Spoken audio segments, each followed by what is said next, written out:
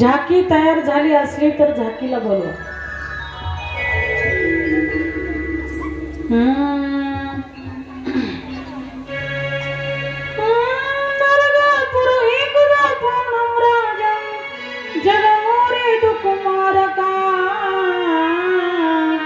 विहंतु सांब प्रधुम्ना चारु भानु गदातया. एक वेळेस असताना आमच्या भगवान कृष्ण कन्हैयाचा त्या ठिकाणी फार मोठा विस्तार वाढला. 16,108 नायिका आणि प्रत्येकीला 10 मुलं, प्रत्येकीला एक मुलगा. त्या ठिकाणी एवढा मोठा विस्तार वाढला, एवढा मोठा विस्तार वाढला की 56 कोटी सैन्य त्यांचं झालं. 56 कोटी माणसं.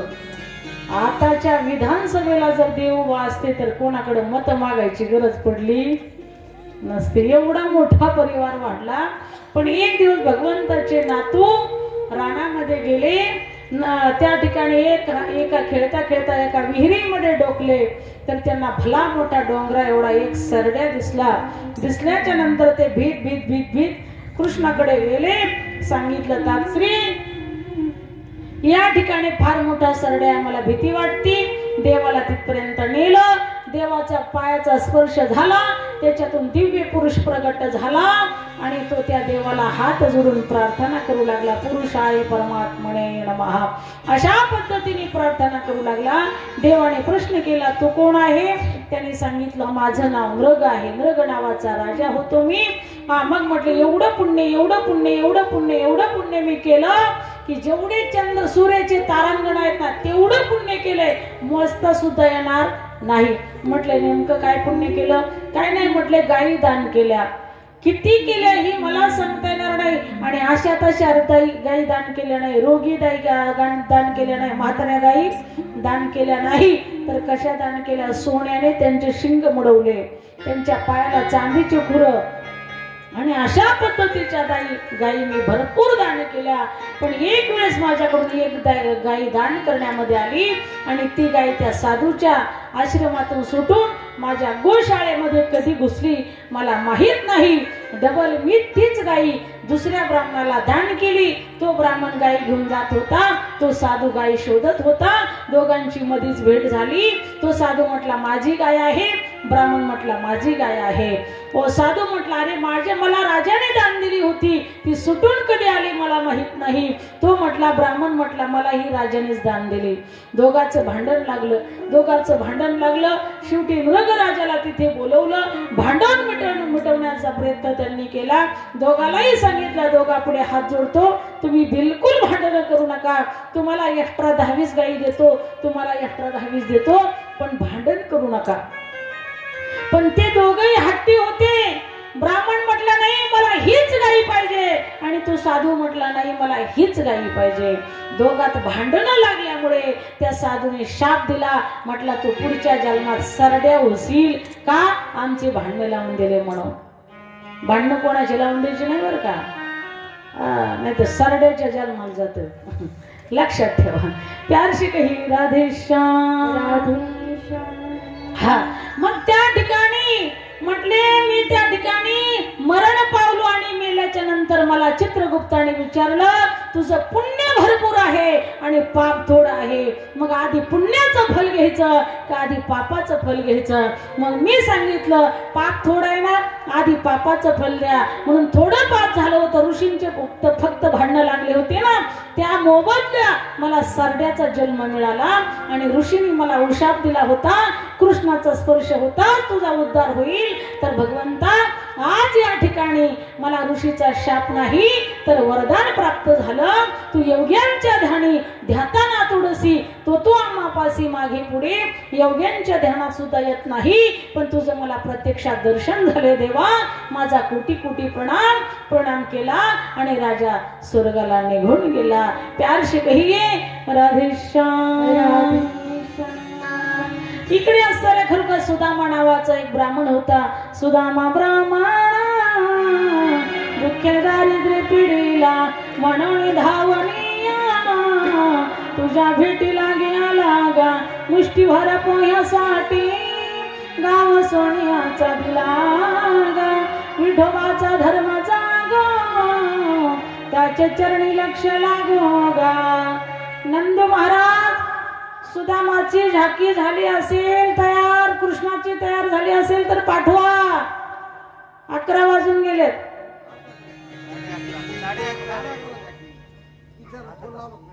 हा, कथा करून घ्यायची, परत डबल करू काल रात्रीच्या, आहे का नाही. हा चालेल. हा, मग त्या ठिकाणी सुदामा नावाचा ब्राह्मण, काय आपण गीत आहे ना नंतर म्हणून ते आल्याच्या. सुदामा नावाचा ब्राह्मण त्या ठिकाणी महाराज हो रात्रंदिवस भगवंताचं चिंतन, जय कृष्ण श्री कृष्ण, जय कृष्ण श्री कृष्ण, जय कृष्ण श्री कृष्ण, जय कृष्ण श्री कृष्ण, जय कृष्ण श्री कृष्ण, जय कृष्ण श्री कृष्ण, जय कृष्ण श्री कृष्ण, जय कृष्ण श्री कृष्ण. रात्रंदिवस झोपला तरी तेच, जागा असलं तरी तेच, चालत असला तरी तेच, बोलत असला तरी तेच, सतत चिंतन सततम कीर्तयन्तु मां यतन्त षड्वर्ताः नमस्यन्त शमां भक्त्या नित्ययुक्ता उपासते. तरी जायची चौकटी मानसी, मिळवण्यासी क्षत्र संन्यासी, जयाने जल्या उपासी वैरागी गा. सुदामा ब्राह्मण महाराज की. तो सुदामा नावाचा ब्राह्मण अत्यंत कठीण भक्ती करत होता. घरी खायला अन्न नव्हतं. त्यांना 4 मुलं होती, त्यांना सुद्धा खायला अन्न नव्हतं. एक दिवस नारदजी आले आणि सांगितलं, अरे सुदामा, तुझा तर मित्र परम मित्र द्वारकाधीश भगवान श्रीकृष्ण परमात्मा आहे आणि तुझी अशी अवस्था का. हो, त्यावेळेस सुदामा ब्राह्मण काहीच नाही, जय कृष्ण श्रीकृष्ण, जय कृष्ण श्रीकृष्ण म्हटले. तिथून नारदजी आतमध्ये गेले. वसुंधरा नावाची त्यांची पत्नी तिला भेटले. त्यांनी प्रणाम केला आणि सांगितलं, वसुंधरा, तुम्ही असणारे एकदा कृष्ण कन्हैयाला भेटा, तुमचं सर्व दारिद्र्य नष्ट होईल आणि तुम्हाला त्या ठिकाणी भगवान परमात्मा देता है, लेकिन छप्पर फाड़ के देता है. पण त्या धनाचा चुकीचा वापर केला की भगवान लेता है, चमड़ी फाड़ के लेता है. प्यार से कहिए राधेश्याम. हा, म्हणून त्या ठिकाणी वसुंधरेने विचार केला. म्हटली नवऱ्याला, म्हटली जा की तुम्ही कृष्णाला भेटायला जा, कृष्णाला भेटायला जा, कृष्णाला भेटायला जा. दिवस उगला की तेच, मावळेपर्यंत तेच. सुदामा म्हटला ठीक आहे. अगं म्हटला पण देवाला भेटायला जाताना मोकळ्या हाताने जाऊ नये, गुरुला भेटायला जाताना मोकळ्या हाताने जाऊ नये, राजाला भेटायला जाताना मोकळ्या हाताने जाऊ नये, आपल्या घरात तर काहीच नाही. मग ती म्हटली काळजी करू नका, मी देते म्हटली तुम्हाला. थोडेसे तांदूळ घेतले, पोहे, आणि त्या पोह्याच्या गाठी गाठी गाठी गाठी गाठी छोट्या छोट्या बांधल्या, कारण ते बांधायला सुद्धा फडकं शिल्लक नव्हतं. बांधल्याच्या नंतर त्यांच्या बरोबर दिल्या, आणि दिल्याच्या नंतर सांगितलं जाता सुदाम देवाने ते अस्त्र गाठोडं घेतलं. जय कृष्ण श्री कृष्ण, जय कृष्ण श्री कृष्ण, जय कृष्ण श्री कृष्ण, जय कृष्ण श्री कृष्ण, जय कृष्ण श्री कृष्ण, जय, असं करत करत गेले. आणि त्या ठिकाणी अंधार पडला. मारुतीरायांच्या मंदिरामध्ये बसले, मारुतीरायांना प्रार्थना केली. शरण शरण जे हनुमंता, तुम्हा आलो रामदूता, काय भक्तीच्या त्या वाटा, मज दावव्या सुबठा. मारुतीरायाची प्रार्थना केली. उपवासी तापाशी झोपले. देवाला इकडे झोप येईना, कृष्ण कन्हैयाला. कृष्ण कन्हैया त्या ठिकाणी जागे झाले. अरे माझा भक्त माझ्याकडे यायला लागलेला आहे, माझ्या भेटीला येत आहे, पण उपवाशी झोपलेला आहे. भगवंताने तुरंत प्रवाशाचं रूप घेतलं आणि सुदामा ब्राह्मणापाशी गेले. ओ ब्राह्मण देवता उठा, तुमच्यासाठी भाकरी मागून आणली म्हटली मी, भाजी भाकरी. त्या ठिकाणी सुदामदेवाला भाकरी खाऊ घातली आणि त्या ठिकाणी त्यांचे पाय दाबले, पायात मोडलेले काट काढले आणि सांगितलं झोपा आता, मी येतो म्हटले माघारी सकाळी तुम्हाला घेऊन जायला. त्या ठिकाणी सुदामादेव म्हटले ठीक आहे, काय हरकत नाही. भगवान परमात्मा प्रगट झाले. प्रगट झाल्याच्या नंतर सुदामदेवाचे पाय दुखत होते, हात दुखत होते, शरीर दुखत होतं. किती दिवसाचा बिचारा उपवासी होता हो. पण सुदामाने विचार केला, हे कन्हैया, हे लाला, हे द्वारकाधीश, हे परमानंद परमात्मा, हे सख्या, अरे मी उपवासी आहे, माझं शरीर जीर्ण झालेलं आहे, कृश झालेलं आहे, भूक लागलेली होती. आता मी तुझ्या वाटाने या ठिकाणी जर चालत राहिलो तर मी त्या ठिकाणी 2 वर्ष जगायचो, ते आत्ताच मरेल. त्यापेक्षा देवा इथूनच तुला प्रणाम करतो आणि माघारी जातो. असं म्हटलं. देवाच्या डोळ्यात पाणी आलं. देवाच्या डोळ्यात पाणी आलं. देवाला रडू आलं. महाराज, देवाने काय केलं, त्या ठिकाणी रातोरात झोपेतच त्यांना मात्र द्वारकेच्या मारुतीच्या रायाच्या मंदिरामध्ये नेऊन पोहोच केलं. कृष्ण कन्हैयाला हा तिथे पोहोच केल्याच्या नंतर सकाळी सुदामदेव उठले. उठल्याच्या नंतर सूर्य नमस्कार केला आणि हातामध्ये काठी घेतली. आपलं जे गाठोडं होतं ते खांद्यावरती टाकलं आणि काठी टेकत काठी टेकत काठी टेकत काठी टेकत निघाले. निघाल्याच्या नंतर तिथल्या लोकांना विचारलं, अहो मला द्वारकाधीश भगवान परमात्मा कृष्णाला भेटायचंय. अरे लोक हसू लागले, कुठे कृष्ण आणि कुठे तू. तो म्हटले कोण लागतो तुमचा कृष्ण. अरे म्हटले कृष्ण माझा सखा आहे रे, माझा मित्र आहे रे, माझा सखा आहे रे, माझा बाल मित्र आहे रे. लोक जास्त हसू लागले. अरे म्हटले मैत्री बरोबरी जे बरोबरीचे आहेत का त्यांची होत असती. कुठं गरीबाची श्रीमंताची मैत्री कुठे होती का. मैत्री करण्यासाठी दोन्ही श्रीमंत असावं लागतात किंवा दोन्ही गरीब असावं लागतात, समन्वय असावं लागतात, सर्व समान असावं लागतात. मान पद प्रतिष्ठा वगैरे या ठिकाणी तुम्ही कुठे आणि ते कुठे असं म्हणून हसू लागले. हसत असताना भगवान परमात्मा तसेच पुढे असले आमचे सुदामदेव गेले आणि गेल्याच्या नंतर पुढे विचारलं. त्यावेळेस एका ब्राह्मणाने सांगितलं, अरे हीच द्वारका आहे, इथे द्वारकाधीश परमात्म्याचा महाल आहे, जा म्हटले तुम्ही भेटू शकता. तिथे सुदामजी गेले आणि गेल्याच्या नंतर द्वारपालांना विचारलं, भगवान कृष्ण आहे का. ती म्हटले, अरे आमच्या देवाचं नाव घ्यायला 1.5 तास लागतं आणि तू एकेरी नावाने बोलतो. म्हटले अहो तो माझा सखा आहे ना, म्हणून मी कृष्ण म्हटलं. हा मग त्या ठिकाणी ठीक आहे म्हटले, अशा गरीब ब्राह्मणाची आणि कृष्णाची मैत्री होऊ शकत नाही. तुमची त्यांची लय जवळीक आहे तर आम्ही अगोदर निरोप सांगून येतो म्हटले. सुदामा नावाचा ब्राह्मण आलेला आहे.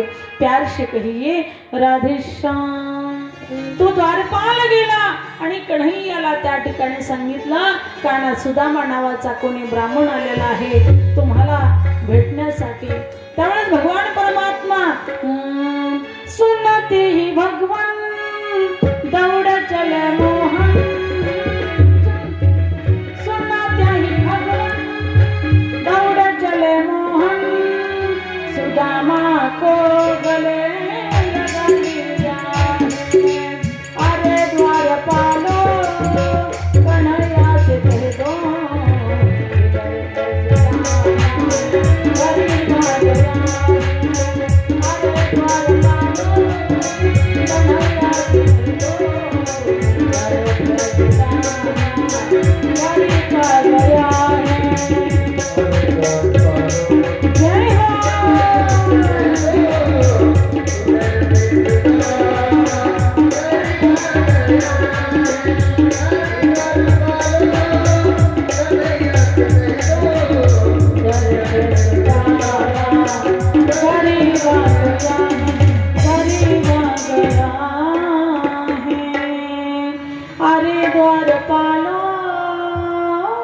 कन्हैया से कह दो दर पे सुदामा गरीब अरे द्वारपालो कन्हैया से कह दो दर पे सुदामा गरीब गया गरीब गया गरीब गया। भगवान परमात्मा धावत चाले, धावत पळत आले, सुदामदेवाला त्या ठिकाणी गळ्याला लावलं। सुदामदेवाच्या डोळ्यातून अश्रू वाहत आहे, भगवंताच्या डोळ्यातून अश्रू वाहत आहे। सुदामा म्हणतो देवा मी एवढा गरीब असून तू माझा स्वीकार केला रे, तू माझा स्वीकार केला। मित्र असावा तर सुदामासारखा, मित्र असावा तर कन्हैयासारखा। कन्हैया म्हणतात सुदामा किती वर्षापासून मी तुझी वाट पाहत होतो रे, तू किती दिवसांनी या ठिकाणी माझ्याकडे आला, माझी तुला आठवण येत नव्हती। सुदामाच्या डोळ्यामध्ये पाणी आलं। सुदामदेव म्हणतात देवा आठवण तर खूप येत होती रे, पण येण्यासारखी माझी परिस्थिती नव्हती ना, त्यामुळं मी आलो नाही असं म्हणून त्या ठिकाणी देवाला सांगू लागला। देव म्हणतात सुदामा माझं अंतःकरण भरून आलं, किती मला आनंद झालाय रे सुदामा, तुला सांगू शकत नाही मी शब्दामध्ये। किती बालपणीच्या लीला मला आठवतात सुदामा, आणि तू एवढ्या दिवसांना आला, मी किती तुझी आठवण करत होतो असं म्हणून कडकडून भेटले। आणि भेटल्याच्या नंतर सुदामाला त्या ठिकाणी भगवंताने हाताला धरलं, सिंहासनावरती बसवलं, आणि बसवल्याच्या नंतर आपल्या डोळ्यातल्या पाण्यानं त्या सऱ्या सुदामाची पाय धुतली। रुक्मिणी आईसाई मला पाणी आणायला सांगितलं, पण त्यांना वेळ लागला, तोपर्यंत सुदामाच्या त्या ठिकाणी देवाच्या डोळ्यातल्या पाण्याने सुदामाचे पाय धुतले, सुदामाच्या पाय धुतले हो। कारण आमचा भगवान परमात्मा रडतो कोणासाठी, खऱ्या भक्तासाठी रडतो।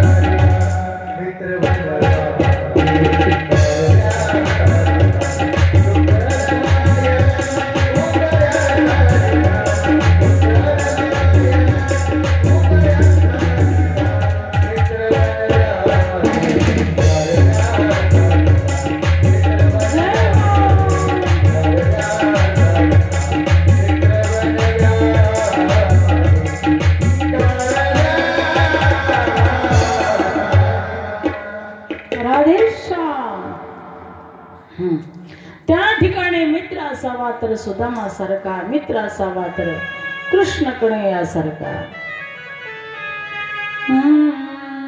गोपाल कृष्ण भगवान की जय. या ठिकाणी भगवान परमात्म्याचे पुत्र पौत्र शेतामध्ये गेले आणि गेल्याच्या नंतर त्या ठिकाणी खेळता खेळता खेळता एक साधू महाराज, बरेचसे साधू संतांची मांदी आली एका झाडाखाली बसलेली होती. पण पोरकट बुद्धी असते लहानपणी. मुलांनी विचार केला, म्हटले सगळे जटावले साधू इथे बसलेत, म्हटले आपण यांची परीक्षाच घेऊया. मग त्या मुलांनी काय केलं, भगवान कृष्ण कन्हैयाचा सांब नावाचा जो पुत्र होता फार सुंदर होता.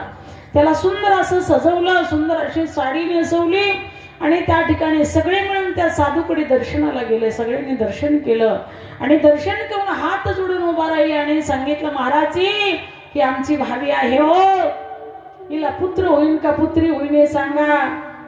देवाने त्या ठिकाणी अगस्त्य मुनीने, दुर्वास मुनीने डोळे झाकले, अंतर्ज्ञानाने पाहिलं. अरे म्हटले काटे आपली चेष्टा करत आहेत म्हटले पोरं. त्यांनी सांगितलं पुत्र होणार नाही, पुत्री होणार नाही, मुसळ होईल म्हटले मुसळ. आणि हेच मुसळ तुमच्या वंशाचा नाश करेल म्हटले. सगळी पोरं घाबरली. महाराज पळत पळत पळत बाजूला गेली आणि ती साडी नेसवलेली होती ती फेडली. फेडल्याच्या नंतर त्याच्यातून मिरीतून एक मुसळ बाहेर पडलं. मुसळ बाहेर पडल्याच्या नंतर ते कुठलं त्यांनी उकळात कुठून त्याची अस्तर फाडक्याने गाळलं. बारीक त्याची अस्तर ही झाली रीती आणि ती रीती मात्र समुद्रामध्ये टाकून दिली. महाराज टाकून दिल्याच्या नंतर त्या ठिकाणी त्याचेच लव्हाळे उगले बरं का, लव्हाळे. आणि पुढे चालून ज्यावेळेस असताना द्वापार युगाचा अंत व्हायचा होता त्यावेळेस भगवंताने सांगितलं उद्धवजीला आजपासून 7व्या दिवशी ही द्वारका समुद्रामध्ये जाऊन बुडणार आहे. म्हटले समुद्रामध्ये बुडणार आहे, तुझा उत्तर दिशेला जा आणि त्या ठिकाणी हिमालयामध्ये जा आणि ही जी असणारी श्रीमद भागवत रूपी ग्रंथ आहे ना याचा प्रचार प्रसार कर. म्हटले तू ठीक आहे. मग इकडे असणारे खरोखर ती लव्हाळे उगले आणि त्यांचे जे असणारे पुत्र पौत्र ते मध्य प्राशन करू लागले. दारू गांजा मत पो यारो अक्कल गुम हो जाती है, अपने कमल का दाम खर्च कर मुंह में मिट्टी आती है. दारूनी बुद्धी भ्रष्ट होते, गांजानी बुद्धी भ्रष्ट होते, तंबाखूनी बुद्धी भ्रष्ट होते. ते आपसात भांडू लागले, भावभावांचं भांडण झालं. समुद्रामध्येच त्यांची भांडणं लागली. ते लव्हाळ्याचे पाले उपसायचे आणि एकामेकावरती वार करायचे, तलवारी सारखे वार व्हायचे. बलिराम दादा त्यांना आवरण्यासाठी गेला. कृष्ण कन्हैयाने सांगितलं अजिबात आवरण्याचा प्रयत्न करू नको, का त्यांचा अंतिम समय जवळ आलेला आहे. यदुनाम कुलनाशनम, ही यदुवंशाचा आता कुलनाश होणार आहे. तू यांना आटपू नको, आवरू नको, मी सुद्धा माझा अवतार कार्य संपवणार आहे. म्हणून प्रभास क्षेत्री भगवान कृष्ण कन्हैया गेले आणि त्या ठिकाणी पिंपळाच्या झाडाला, वडाच्या झाडाला टेकून बसले आणि पायाची आडी घातली. आडी घातल्याच्या नंतर पूर्वजन्मी देवाने राम अवतारामध्ये वाली मारलेला तोच भिल्ल झाला आणि भिल्ल होऊन तोच असताना त्या ठिकाणी शिकारीच्या दिशेने आला. त्याला वाटलं कोणीतरी हरिणच आहे, बाण मारला असा देवाच्या अंगठ्याला लागला. भिल्ले विंदले शारंग धरण झाला पुरंदर सहस्रनयना, कर्मे मनमथा झाला असे राख. देवाला सुद्धा कर्म चुकलं नाही, कृष्ण कन्हैयाला सुद्धा कर्म चुकलं नाही. कृष्ण कन्हैयाला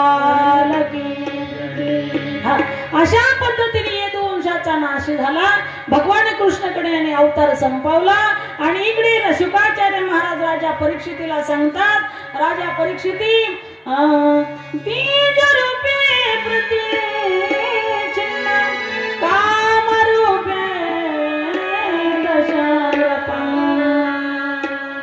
ब्रह्मभूतेश राजर्ष देहो हि गरलाग्निना बभुमा भस्मसात सात्य पश्यन्तं सर्वदेहिना. त्या ठिकाणी महाराज एक ब्राह्मण त्या ठिकाणी आलेला आहे. त्याला मात्र त्या ठिकाणी जो सर्पाचा असताना त्यांनी कुणी शृंग ऋषीने शाप दिला होताना तो सर्प ब्राह्मणाच्या रूपामध्ये आला आणि त्या ठिकाणी कश्यप नावाचा ब्राह्मण तो सुद्धा त्या ठिकाणी सर्प उतरण्यासाठी येत होता, परंतु जो साप होणारा होता ना तो मानवाच्या रूपात येऊन त्याने त्याला भरपूर धन दिलं. सांगितलं साप उतरण्याच्या विष उतरण्याच्या भानगडीत तू पडू नको, तुला एवढं मोठं धन देतो, तू माघारी जा. कारण ब्राह्मण कसे तर धनाचे लालचे असतात, कारण सीतामाईचा शाप आहे त्यांना. ठीक आहे म्हणून तर तेव्हातलं सांगितलं तुम्हाला. आणि अशा पद्धतीने त्या ठिकाणी कधी सर्प आला आणि राजा परीक्षितीला शाप त्या दंश करून गेला माहिती सुद्धा नाही. कारण का राजा परीक्षिताची अवस्था अशी झाली होती, हे ब्रह्मज्ञान ऐकून दशमस्कंद ऐकून त्यांचं सर्व स्तर देहावरचं तादात्म्य नष्ट झालं होतं, ममत्व नष्ट झालं होतं. त्यांना एकमेव फक्त भगवंतच दिसत होता. जे कृष्ण श्रीकृष्ण भगवंत सोडून काहीच दिसत नव्हतं. अशा पद्धतीने त्या ठिकाणी भगवान आमच्या महाराज परीक्षितांची अवस्था झालेली होती. ते कृष्णमय झालेले होते, ब्रह्ममय झालेले होते. त्यावेळेस शुकाचार्याने विचारलं, राजा तुला भीती वाटते का? नाही नाही म्हटले, मला अजिबात भीती वाटत नाही. एक काय असे 1000 सर्प जरी चावून गेले तरी मला त्याच्यापासून काही फरक पडणार नाही, का मी माझ्या मोक्षाच्या दरवाजामध्ये आहे, उद्धाराच्या वाटेवरती आहे. म्हणून त्या ठिकाणी ब्रह्मभूतेशी राजर्षी देहो ही गर लागणीना बघू भस्मसात साध्ये पश्यता सर्व देहिनाम. अशा पद्धतीने राजा परीक्षिताचा सुद्धा उद्धार झाला. परीक्षिती महाराज की, श्री शुकदेवजी महाराज की. सच्चिदानंद रूपाय विश्वोत्पत्त्यादि हेतवे तापत्रय विनाशाय श्रीकृष्णाय वयं नमः. सच्चिदानंद रूपाय विश्वोत्पत्त्यादि हेतवे तापत्रय विनाशाय श्रीकृष्णाय वयं नमः. सच्चिदानंद रूपाय विश्वोत्पत्त्यादि हेतवे तापत्रय विनाशाय श्रीकृष्णाय वयं नमः. सतघन चितघन परमानंद परमात्मा या ठिकाणी खरोखर त्या परमात्म्याचं दर्शन त्यांना झालं. दिव्यमय अखंड हरिनाम सप्ताह आज या ठिकाणी 7व्या दिवसाचा या ठिकाणी कथेचा कार्यक्रम आज पूर्ण होत आहे. भागवताची कथा पूर्ण होत आहे. आपल्याला या ठिकाणी कृष्ण आणि सुदामाचं दर्शन घ्यायचं आहे.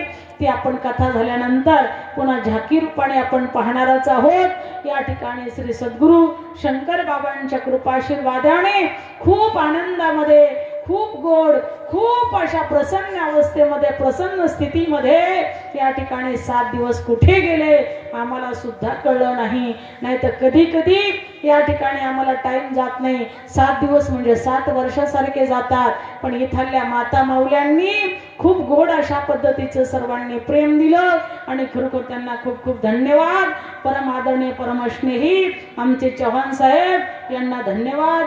परम आदरणीय या ठिकाणी आमचे आदरणीय बनकर सर यांनाही धन्यवाद. आदरणीय आम्ही ज्यांच्या निवासामध्ये राहिलो ते आदरणीय आमचे पवार काका, पवार काकी यांनी खूप गोड अशी आमची सेवा केली, त्यांनाही धन्यवाद. भोजनाचंही त्यांनी 4 दिवस आम्हाला भोजनाची व्यवस्था केली, त्यांनाही धन्यवाद. एक दिवस आमच्या आदरणीय डॉक्टर मगरताई साहेब यांनी सुद्धा आमच्या या ठिकाणी एक दिवस सुंदर अशा भोजनाची व्यवस्था केली, त्यांना सुद्धा मी मनापासून धन्यवाद देते. साडी श्रीफळ देऊन 500 रुपये दक्षिणा देऊन त्यांनी आमचा सन्मान केला, त्यांना मनापासून धन्यवाद. तसेच आमच्या मोरेबाई यांनी सुद्धा आमची एक दिवस जेवणाची व्यवस्था केली, त्यांना सुद्धा धन्यवाद. कारण त्यांनी 5 भांडी आणि 500 रुपये आम्हाला दक्षिणा म्हणून त्या ठिकाणी दिली, त्यांना सुद्धा मनापासून धन्यवाद.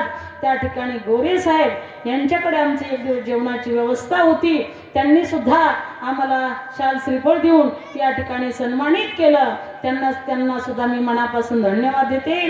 तसेच या ठिकाणी आजच्या जेवणाची व्यवस्था परम आदरणीय परमस्नेही आमचे चव्हाण काका यांच्याकडे होती, त्यांनीही खूप गोड अशा पद्धतीने व्यवस्था केली, छान असं सन्मान केला, त्यांनाही धन्यवाद. आमच्या सरांनीही खूप गोड असा मान सन्मान त्या ठिकाणी केला, त्यांनाही धन्यवाद। या ठिकाणी आजच्या ज्या आमच्या असणाऱ्या ताराबाई हिरा हिंदेराव मगर या आजी या माझ्याकडे आल्या होत्या। त्या म्हटल्या या ठिकाणी त्यांना कन्यापूजन करायचं आहे, कारण त्यांना 11 कन्याचं पूजन करायचं आहे। त्या प्रयागराजची यात्रा करून आलेल्या आहेत, गोड अशी त्यांनी यात्रा केलेली आहे।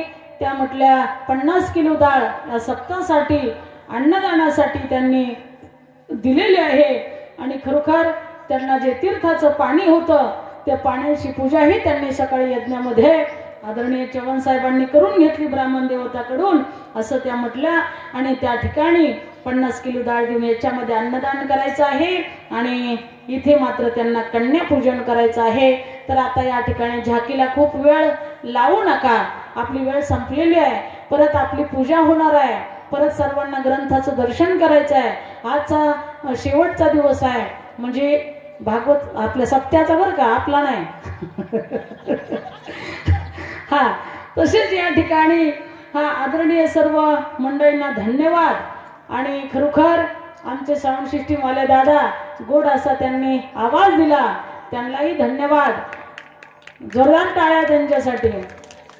सद्गुरु शंकर बाबांच्या कृपेने या ठिकाणी मला बी 3-3 तास बसलो तरी असं काही वाटलं नाही, बसल्यासारखं इतके वेळ बोलायला असं काही वाटलं नाही। बाबांनी शक्ती दिली, बाबांचे चरणी कोटी कोटी नमन, बायजाबाईंचे चरणी कोटी कोटी नमन।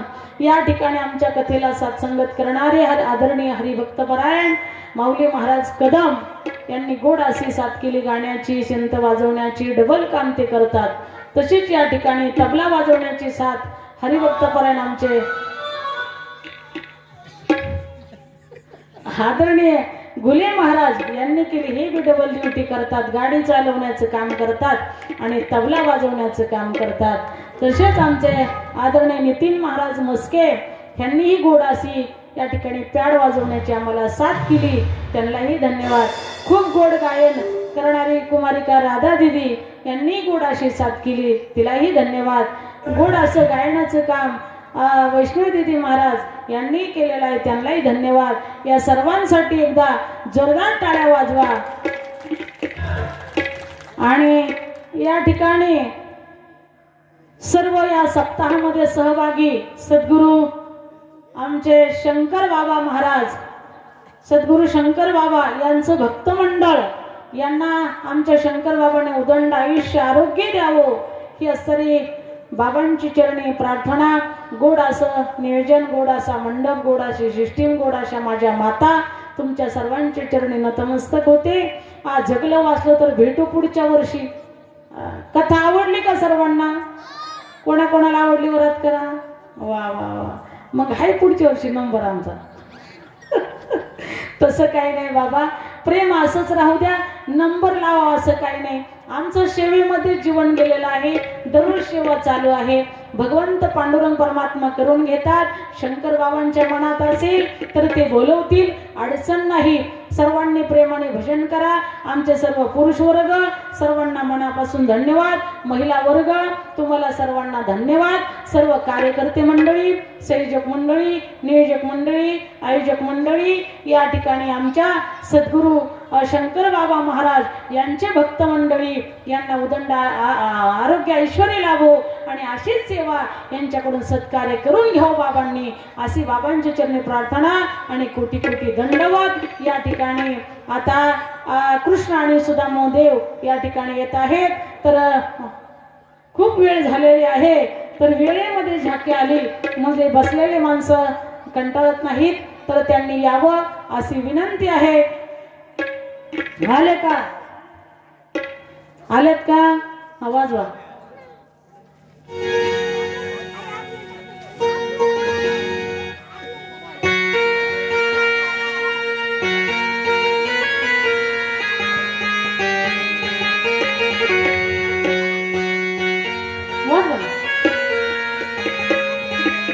आले का? स्वागत स्वागत आहे।